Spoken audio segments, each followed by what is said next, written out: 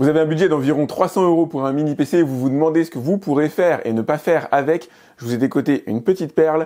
Bienvenue sur AviExpress pour le test du NUC M2 de chez GMK. Et il n'est pas illusoire de dire qu'il est petit, il mesure seulement 11 cm de long, 10,5 cm de profondeur et 4 cm d'épaisseur. C'est un mini PC, il porte très bien son nom avec une armature ici en métal sur le côté, en plastique sur le dessus, des patins en caoutchouc sur la partie inférieure pour éviter de rayer les meubles. Ça c'est extrêmement cool, alors c'est pas tant les ports USB qu'on a en face avant, mais c'est surtout le fait qu'il s'agisse de l'USB 3.2. Bien souvent, sur ce type d'ordinateur et à ce genre de tarif, on va retrouver de l'USB 2 en face avant, éventuellement de l'USB 3. On aurait pu aimer avoir un port USB-C en face avant, mais il est à un parti arrière. Vous l'avez là, c'est de l'USB 3.2, exactement comme le port bas que vous avez ici. Ici, on est sur du port USB 2 classique. Là, vous avez deux prises HDMI, 4K 60 fps. Ici, vous avez un RJ45. Alors là, c'est très étonnant. On est sur du 2,5 gigabits. Ça aussi, c'est rare à l'intérieur des ordinateurs. Je dis que c'est rare parce qu'en règle générale, à ce genre de tarif, on a du 1 gigabit. Pour la partie USB-C, il fait aussi DisplayPort. Au niveau du sans fil, il y a le Bluetooth 5.2 et le Wi-Fi 6. Pour le reste de sa partie physique, la dissipation thermique est active et c'est un Intel Core i7 qu'on va retrouver à l'intérieur. Il s'agit d'un i7 de 11e génération, le 11390H, et ce qui va être intéressant à l'intérieur de cette vidéo, c'est de voir de quoi il est capable. L'ordinateur est disponible en plusieurs configurations. Vous allez pouvoir ajouter plus ou moins de RAM. Alors on est ici sur du NVMe, je vous en reparlerai tout à l'heure. Vous allez pouvoir utiliser la version 512 1 Tera. Vous allez avoir aussi des versions à 16 Go de RAM ou 32. On fera le point en fin de vidéo. Je vous conseillerai, je vous dirai ce que je vous recommande par rapport à cet ordinateur. C'est parti pour les tests. Configuration habituelle, le NUC M2 sera branché sur mon écran 4K 60 fps. Et le premier test que nous allons réaliser ensemble, c'est un test de démarrage. Alors ne vous étonnez pas, mon écran met un peu plus de temps à se démarrer que l'ordinateur, le temps que les informations soient envoyées. Quoique là, il a été quand même assez rapide, ça dépend des ordinateurs, comme quoi. On va essayer de voir au bout de combien de temps on arrive jusqu'à l'écran d'identification de Windows. Bah voilà, il aura fallu 14 secondes. C'est du Windows 11 que vous allez retrouver à l'intérieur. On va aller voir si jamais il a été activé. Donc vous tapez, voilà, active à l'intérieur, voir si Windows est activé. Normalement, on doit avoir une licence avec une clé numérique, licence numérique. Ok, nickel. Premier élément que j'aime bien vous montrer avec ce type d'ordinateur, c'est la vitesse d'exécution, la vitesse de lancement des applications. Je vais en lancer quelques-unes comme ça, juste pour le plaisir de voir ce que ça donne. Alors celle-là, je vous spoil un petit peu les résultats en avance, on la verra juste après. Voilà, je vais lancer Crystal Diskmark. C'est quasi instantané, c'est ultra rapide.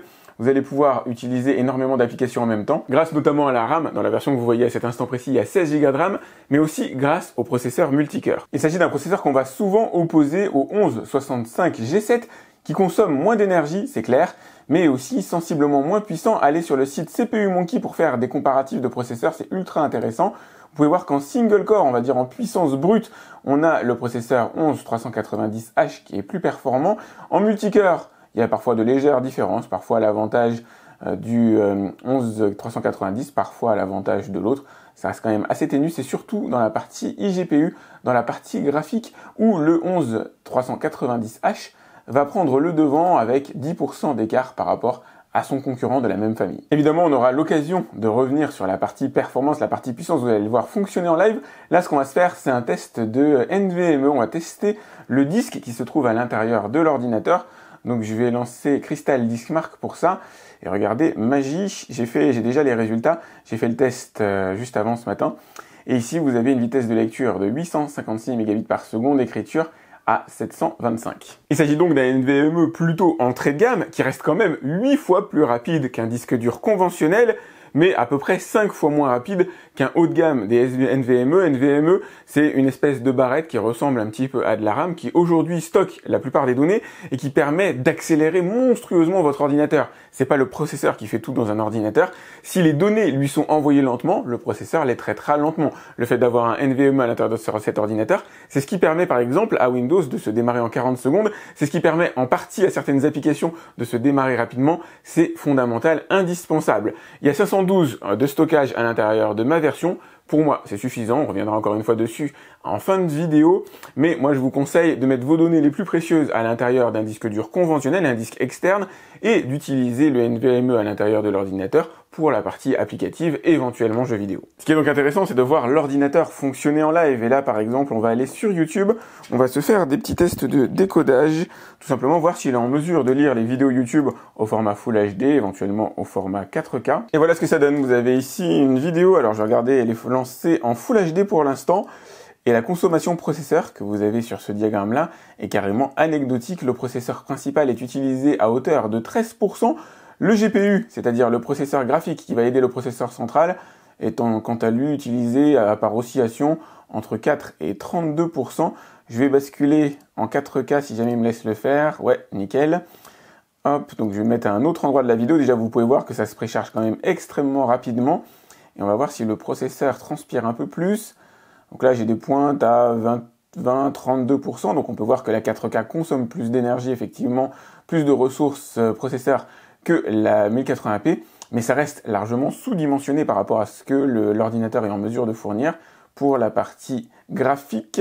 Non, c'était sur la partie graphique, pardon. Pour la partie processeur, on est autour de 10-17%. Regardez, on est vraiment dans la courbe basse, le processeur pouvant aller jusqu'à ce niveau-là. Il en sera de même pour Netflix, Prime Video évidemment. Et alors là, c'est différent, je vais lui lancer un fichier MKV encapsulé encodé en H264, pardon, encapsulé dans du MKV, un fichier de 15 Go Full HD, et on va voir comment il le décode. Normalement, c'est sans aucun problème, ça devrait pas le faire trop transpirer. Regardez la courbe d'utilisation au processeur, elle est absolument anecdotique. Autour de 8% avec quelques oscillations, le GPU quant à lui un peu plus sollicité à hauteur de 25%. Là je peux pas vous le montrer pour une question de droit d'auteur, mais c'est un fichier extrêmement costaud. On est sur de la 4K, 10 bits encodé en H264, toujours encapsulé dans du MKV.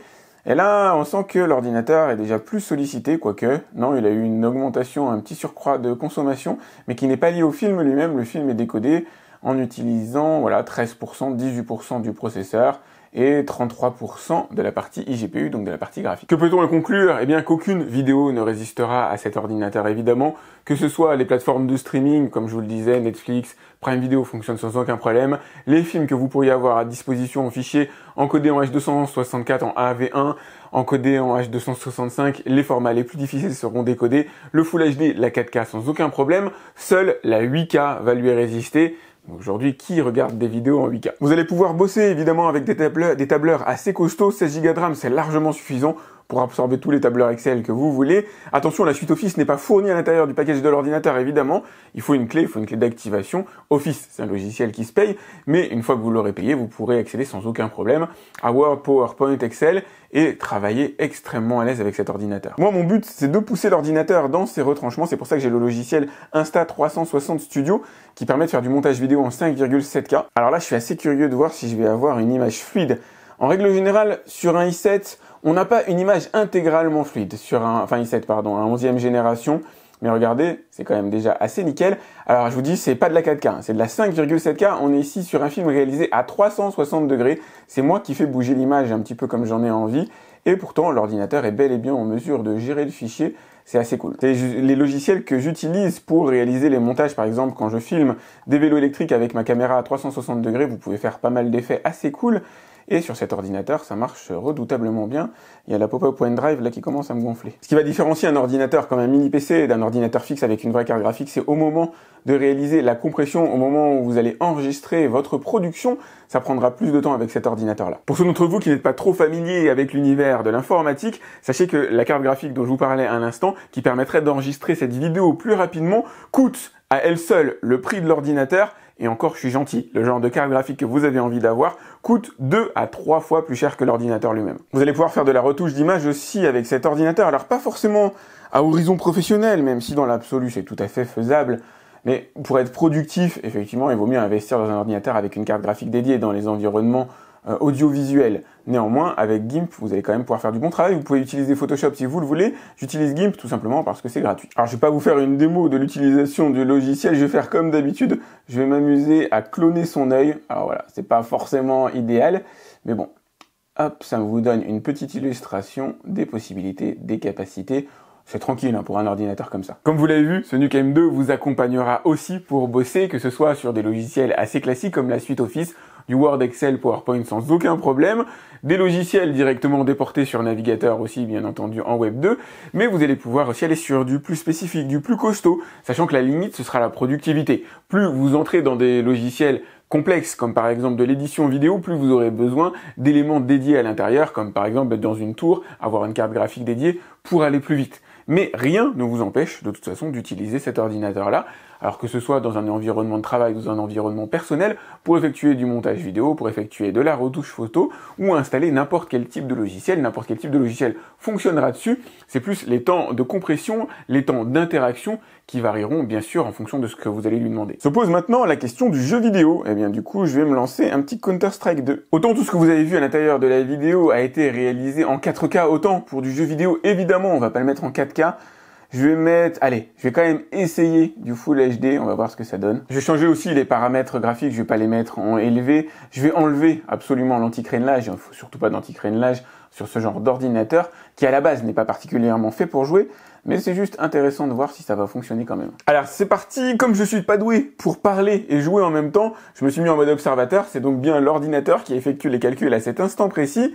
Et regardez, on a quand même un bon niveau de fluidité. Counter-Strike est parfaitement jouable en Full HD, en mettant les graphes, alors voilà, à un niveau réduit, ce qui pose pas particulièrement de problème dans ce genre de jeu vidéo. Ce qui compte, c'est le nombre d'images par seconde, c'est d'avoir une fréquence suffisante, et c'est le cas. Counter-Strike marche remarquablement bien. C'est assez bluffant pour un mini PC. Mini PC, normalement, ça rime pas particulièrement avec jeu vidéo. Ce sera le cas ici aussi, hein, on en reparlera dans un instant, mais c'est extrêmement intéressant de voir que Counter-Strike, lui, dans sa version 2, marche sans aucun problème. Pour le deuxième test SSD, je me suis amusé à toute autre chose. J'ai installé Recalbox à l'intérieur d'un NVMe que vous avez ici qui sera branché à l'ordinateur directement en USB-C et vous allez voir ce que ça donne. Pour ceux d'entre vous qui n'êtes pas familiers du rétro gaming, Recalbox, c'est un petit peu comme Windows, c'est un système d'exploitation qui va permettre de jouer à des jeux vidéo anciens sur des consoles par exemple la Nintendo, Super Nintendo, Mega Drive. Mais là où je me suis amusé, c'est que j'ai installé un jeu et un émulateur de PlayStation 2 dessus. Puisque je me doutais que la PlayStation 1, ça allait marcher, la Super Nintendo aussi. PlayStation 2, pour moi, c'était une véritable découverte. Et effectivement, ça a marché. Je me suis amusé à installer Burnout 3 Takedown, auquel je jouais il y a un certain nombre d'années lorsque j'étais étudiant, et ça a fonctionné de manière impeccablement fluide. J'ai pas vérifié si on était en 60 Hz, mais ça ressemblait pas à des images en 30 Hz. C'était absolument nickel.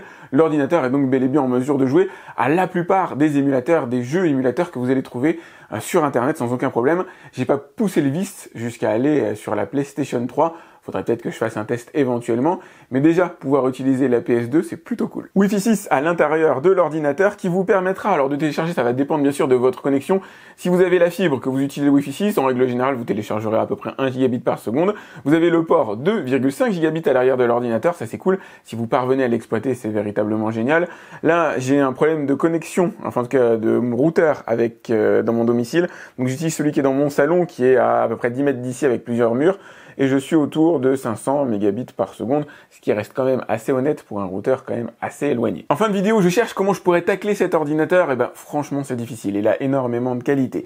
Mais bon, si je devais lui faire un reproche, je dirais l'absence de carte SD, une certaine propension à déclencher son ventilateur à l'arrière pour extraire l'air, un peu de chaleur, une consommation d'énergie supérieure au G7, au 1165 G7, qui est la version la plus récente de du processeur, mais qui est aussi un petit peu plus gourmande, et le SSD, qui est bon, mais qui reste encore dans l'univers entrée de gamme. Pour le reste, il a fait tout ce que je lui ai demandé, il l'a fait avec brio. C'est un ordinateur qui a été bien conçu, qui est super puissant, qui vous permettra alors de jouer à certains jeux vidéo avec parcimonie, qui vous permettra de bosser, de faire à peu près tout ce que vous voulez. Il lance les applications comme une balle, même si son SSD n'est pas le plus performant. Vous avez vu, le lancement d'applications est quasi immédiat. Il est en mesure de faire à peu près tout, et très bien. Il a une connectivité qui est géniale aussi. On a des ports USB 3.2. Le fait d'avoir un DisplayPort sur le port USB-C, c'est très cool aussi. Il a très bien absorbé mon SSD qui est très haut de gamme. Alors lui, c'est un USB 4 sur lequel j'avais mis, alors c'est pas Bateau Serra, j'avais mis pour le rétro gaming la partie Recalbox.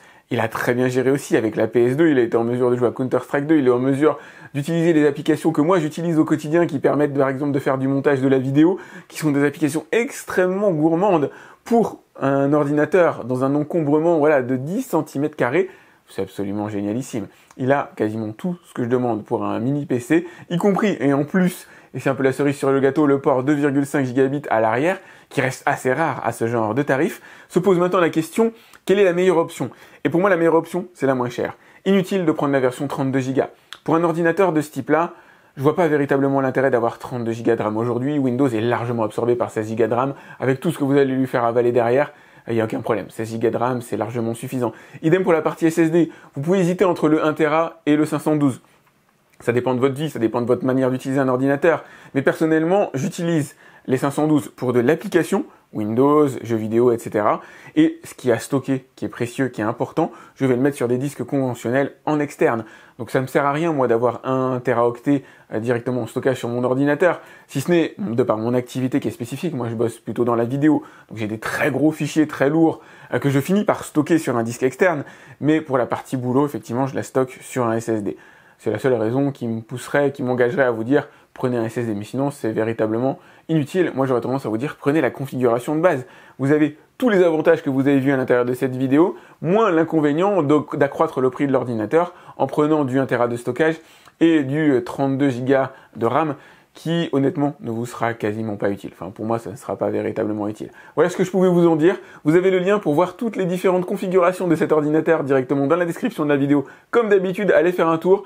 Il a véritablement un très bon prix. Pensez à liker cette vidéo, c'est important pour moi. À vous abonner à ma chaîne si ce n'est pas déjà fait. Cliquez sur la cloche aussi pour être alerté lorsque je lance un nouveau test. Si vous avez des questions concernant cet ordinateur de chez JMK, vous pouvez me les laisser directement dans les commentaires de la vidéo YouTube. J'essaie de répondre à tous mes abonnés. Quant à moi, je vous dis à très vite pour un autre test sur AliExpress. Salut!